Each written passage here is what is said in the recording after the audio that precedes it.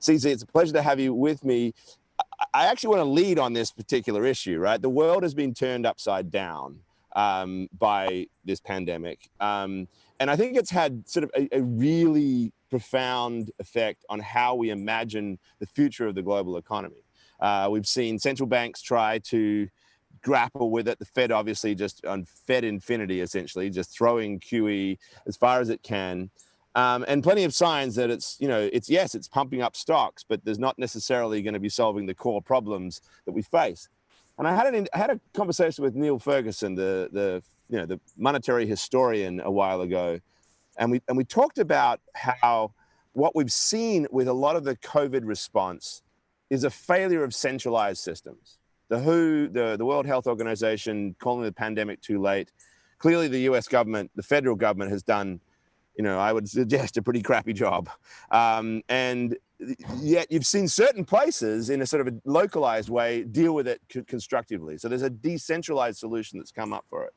So in some respects, it's a moment for crypto, right? It's a moment for the technology and the concepts that this community deals in. But I wonder, how do we articulate this moment, right?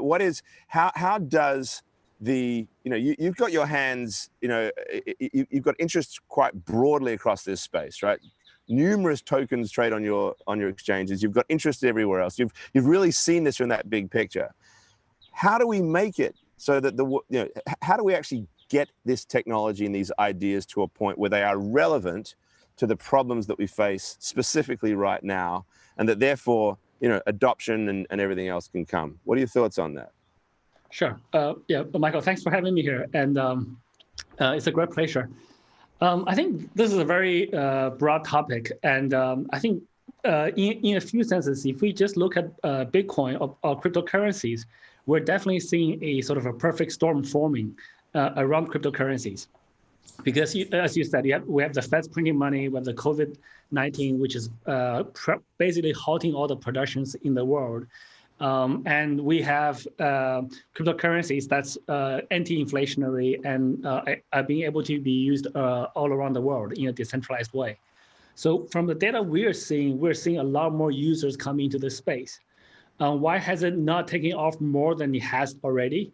There are sort of both positive and negative effects in the traditional economy that affects Bitcoin or cryptocurrencies in general.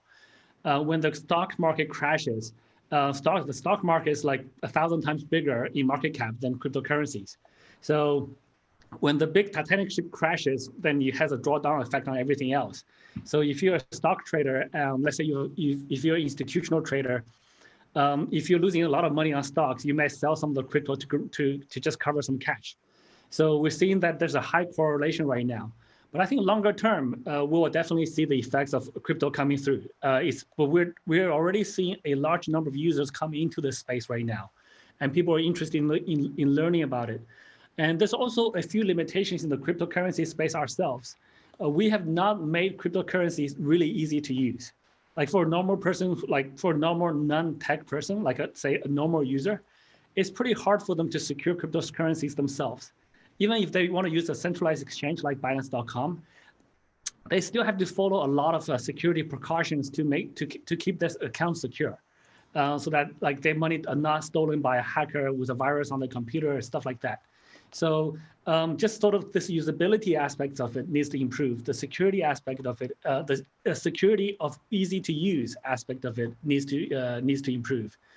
And thirdly, there's also the problem of there's not enough real applications today, to be honest, right? So payments is a very obvious use case, but it hasn't really taken off yet. So there's a lot of use cases which are obvious, but to be honest, it feels like we're still in like 1992 or 1995 of the internet space. So there's a lot of good ideas, but the real Amazons and Googles and the real applications hasn't really taken off. So that's hindering a little bit of the adoption curve as well. But overall, I'm very confident with the overall direction of these things. This thing only has one direction to go. Adoption will increase, applications will come along, security will be improved. So yeah, I mean, the general direction is very clear.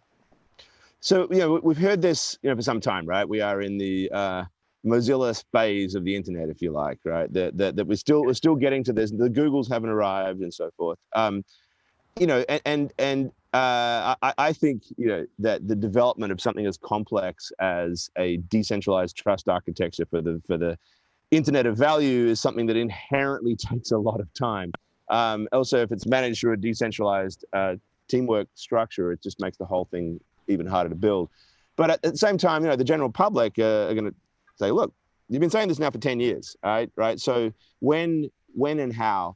I suppose I'm just intrigued to see how we articulate what the sort of the big narrative is here, right? I mean, what is the story that we need to be telling about crypto? And you made the point about how we're now locked in this correlation with this stock market because it's this huge Titanic that's just moving everything else.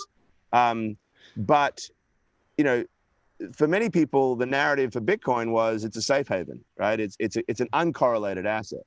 So what is the story we should be telling about Bitcoin and crypto now? What is the big meta narrative that will sort of drive this technology and adoption going forward? Sure. I believe very strongly that it is a safe haven asset. But we got to look at it on a longer term horizon. On a day-to-day basis, you will get affected by the bigger market, the Titanic that's moving around.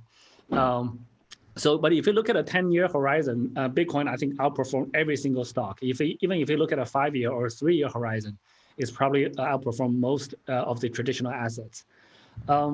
And there are, speaking of adoption, 10 years sounds like a long time, but if we think about like where internet was in, like, say, 2000, Amazon wasn't that big, Google wasn't that big, eBay was there for 5 years, but a lot of the infrastructure doesn't work that well. Even just video conferencing, right? Like the conferencing we're doing right now, it's only really taking off in the last 5 or 6 years, and in a lot of different places in the world, it still doesn't work that well.